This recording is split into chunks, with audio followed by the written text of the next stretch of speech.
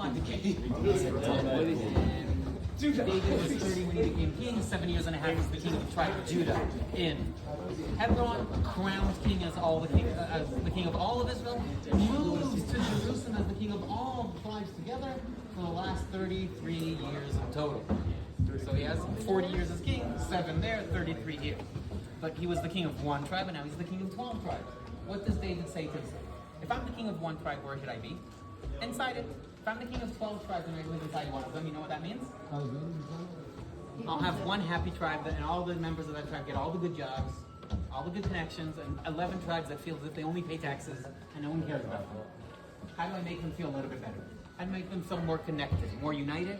I need a city that doesn't connect itself to any of these tribes.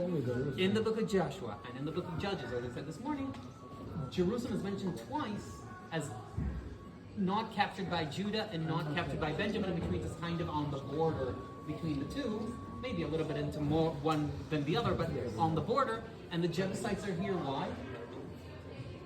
Because no one bothered to capture the city, which means it actually isn't in the hands of any of the tribes, so we can try to unite the tribes in a new location in a neutral spot.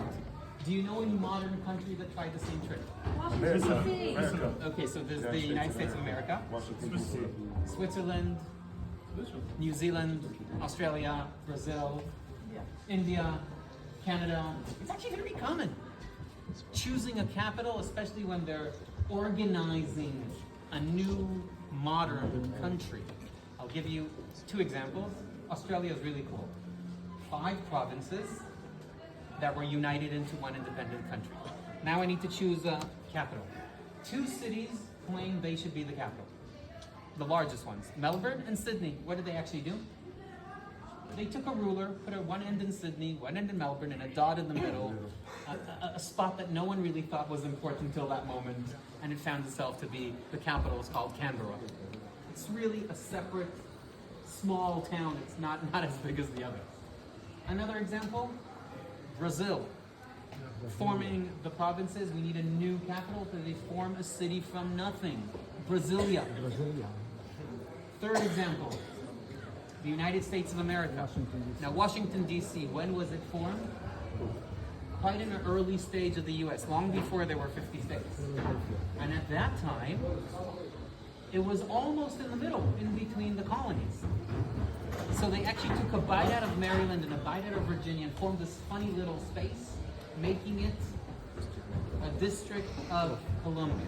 And that becomes Washington, D.C.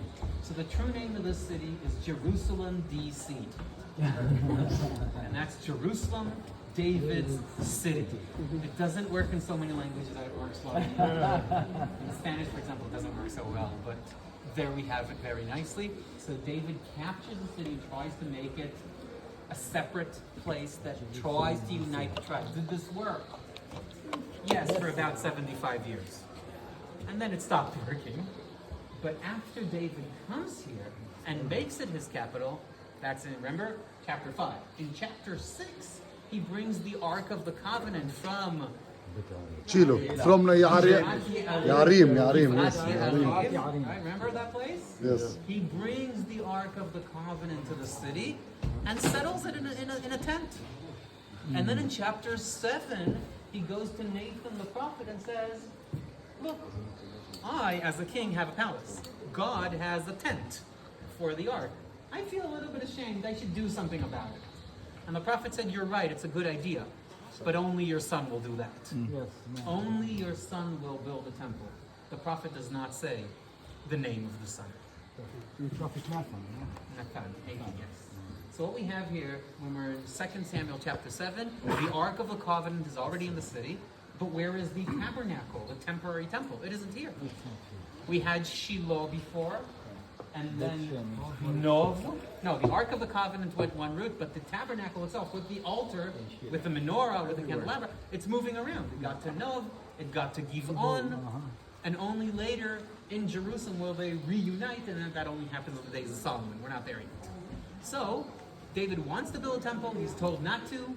In his own account, recorded in the book of Chronicles, Divrei Hayamim, he says, I was not allowed to build a temple because of the amount of bloodshed in my times, the amount of wars in my times. By the way, if it's really quoting David, it's interesting what someone else would have said. But that's what he describes. So back to our story. It says, not me, my son. Fine. And now we need to move ahead. But how many children did David have? When he was 7 years king in Hebron, he had 6 children born there. Each and every one from a different wife. In Jerusalem, many more children were born. Who should we choose? Who will be the next king? So for that, of course the sign here already talks about it, but I prefer the next space.